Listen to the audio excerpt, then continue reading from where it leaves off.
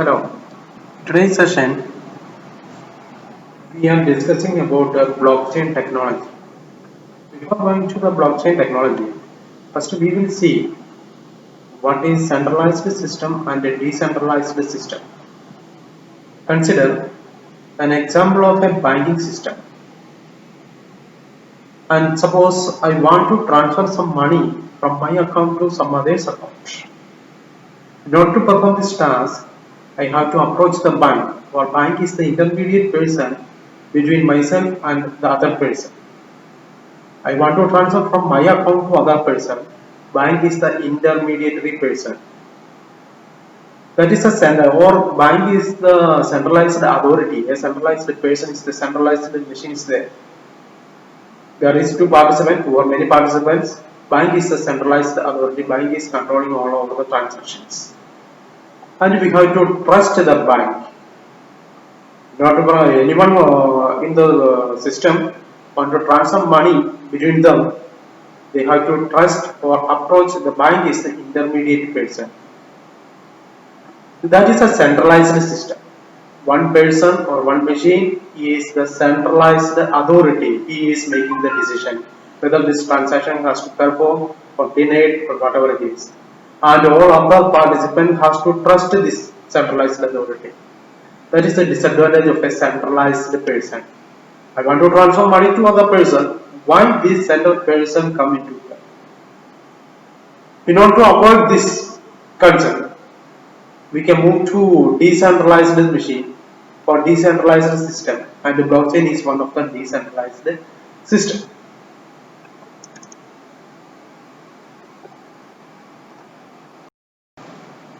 Okay, in a centralized system, data is stored in a centralized machine or a database. In this, in our example, in the banking database.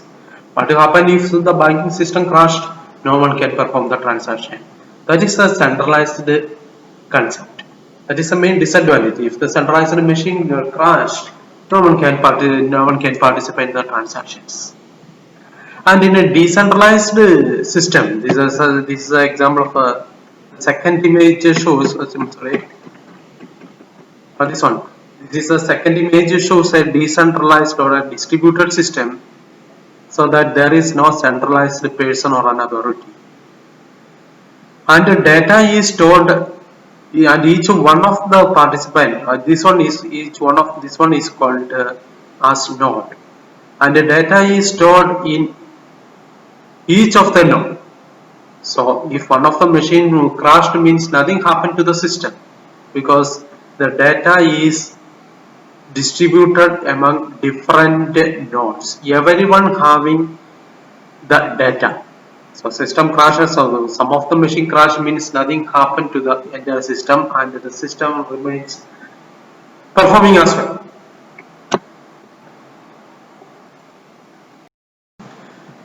And coming to blockchain, blockchain is nothing but it is a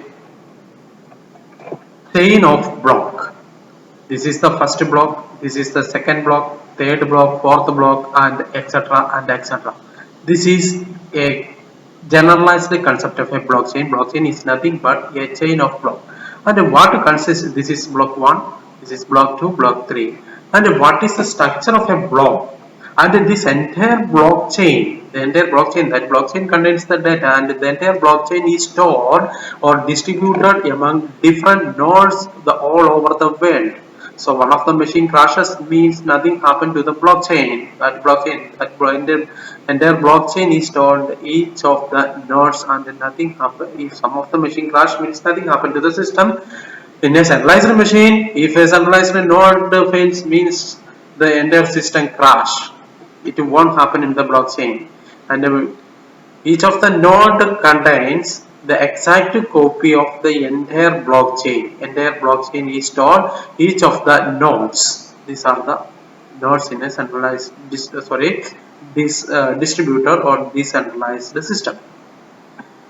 This is the basic structure of a blockchain.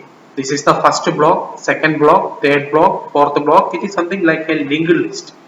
Each block is linked each other.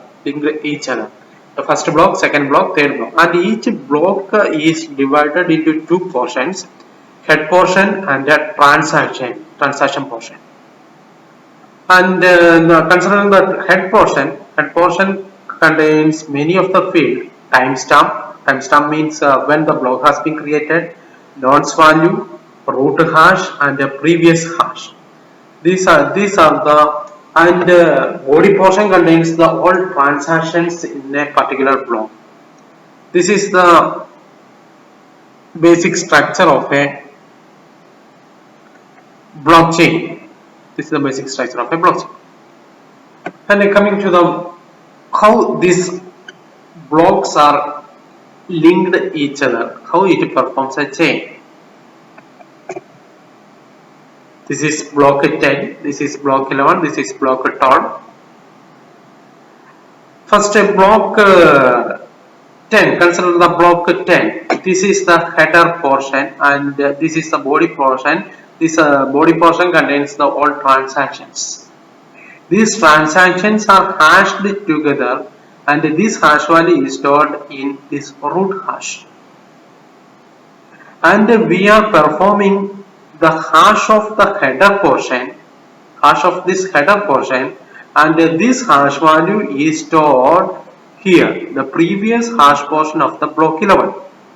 Once again, the hash of the header of block 10, hash of the header portion of the block 10 is stored in block 11. Block 11, hash of this one is stored here, and the hash value of block 11, taking the hash value of block 11 and it is stored in block 12.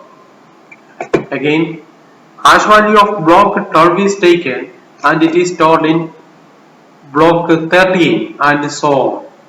So this is the chaining process in a blockchain. This is the chain. If someone tries to modify one of the block, what will happen? If someone tries to update anyone, some hacker trying to hack something or trying to update this one, what will happen? This entire hash value will change. So this previous hash value will change. This previous hash value changing means the entire hash value will change. So it will reflect here. This hash value will change. So the entire hash value will change. So the modification or modification of a block is somewhat, it is impossible. I can say it is impossible. So this is the entire blockchain network.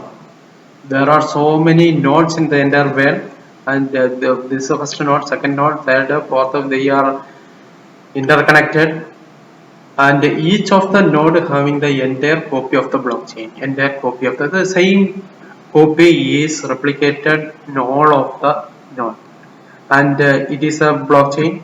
It is a blockchain. They all are the or synchronized each other. And considering the blockchain, this is our block 1. They are linked each other. The header portion and the transactions. These transactions are linked. What do you mean by transaction? Suppose Alice want to send some BTC to Bob. That is one transaction. Alice want to send 5 BTC to Bob. That is one transaction. This transaction Alice has to submit to any of the node. Suppose this is the node, Alice here. Alice want to submit this transaction query to this node. So this transaction is this. Then the process is something like this.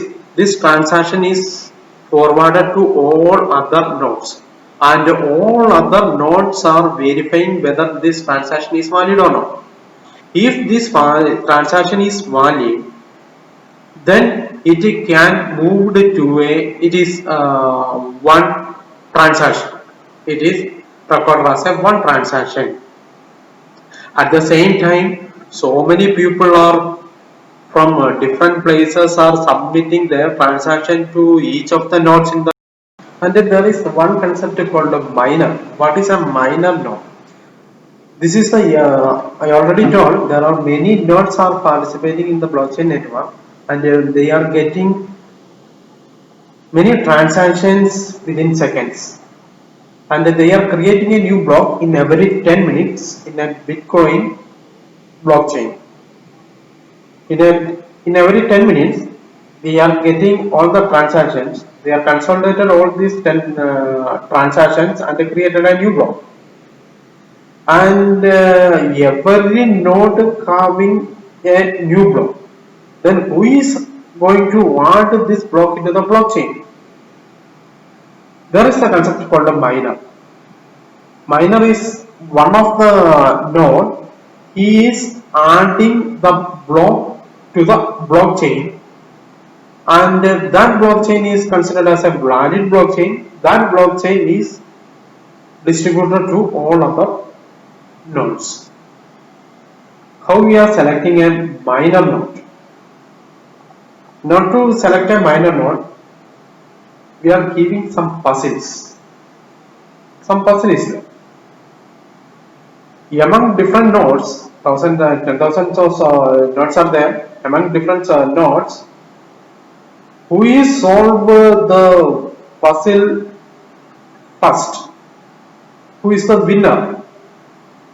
That node is considered as a miner node, and he has the right to add new block to the blockchain.